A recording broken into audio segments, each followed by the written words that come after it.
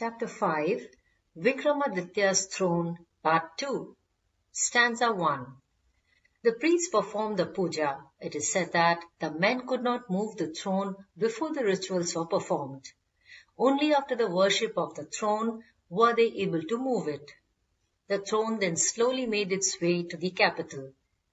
Raja Bhoja had barely glanced at the throne when a deep sense of fear filled him. The royal seat was beautiful, but it made the king uneasy. It was an emotion he was unable to explain. He felt it every time he looked at the statues on the steps.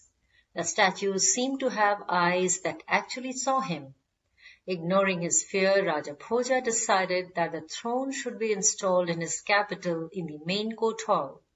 Not only was the throne breathtakingly beautiful, Raja Bhoja opined that if it were placed in the center of the kingdom, probably all the territories of his kingdom would become even more prosperous by the power of the ancient throne. Taking a deep breath, Raja Bhoja set foot on the first step. Just as soon, there was the sound of loud clapping. Everyone in the court was stunned. The clapping noise came from the steps of the throne. Even before anyone could explain the clapping, the palace was filled with melodious laughter. Raja Bhoja gazed at the throne and gasped as he saw the beautiful face of a statue glow. It was the first statue on the first step. Then he saw the lips of the statue moving with laughter. "Who are you?" The words were out of the king's mouth before he could stop himself. "Why do you laugh?" "Answer my question first, my king." He heard the statue speak. "What are you trying to do?" "I am trying to sit on the throne," the king said, feeling very silly explaining himself to a statue. "Do you know whom this throne belongs to?" asked the statue in a rather firm voice. When the king did not reply, the statue continued. "This throne belongs to King Vikramaditya, one of the greatest kings in the world." The statue smiled faintly. Nothing you have done matches even half the glory of that king. Then why are you attempting to sit on a throne of which you are not worthy?" The statue asked almost sneeringly. "King Vikramaditya?" Raja Bhoja's head almost reeled. Raja Bhoja was supposed to be a descendant of King Vikramaditya.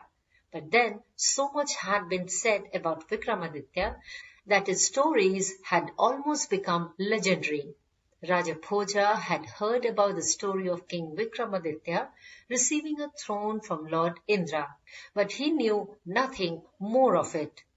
He had dismissed the story as a legend, and today he was going to listen to the story of his ancestor from a statue installed on his ancestor's throne.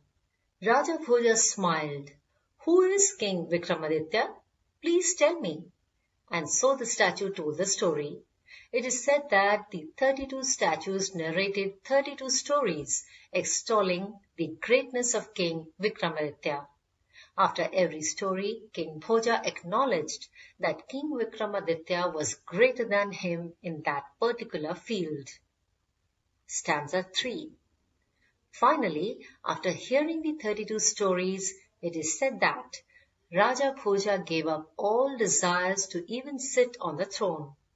In fact, he wanted to renounce his kingdom and perform penance for making up, because Raja Bhoja thought that he had not been a good king as King Vikramaditya. It was at this time that 32 shimmering lights emerged from the throne.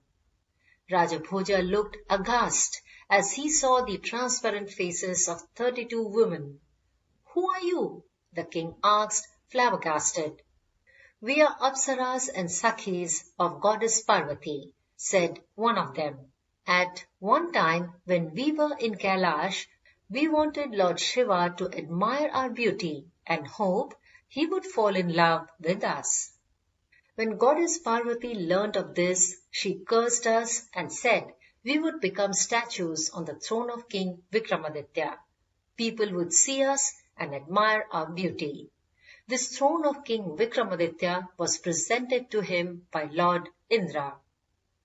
The lady took a deep breath as she continued. After cursing us, Goddess Parvati took pity on us and relented and said that the curse would be lifted if a king from King Vikramaditya's dynasty heard all our stories patiently. The lady smiled as she looked happy beyond measure. And today, my king, you have set us free. You have listened to our stories. For that, we would always be grateful to you.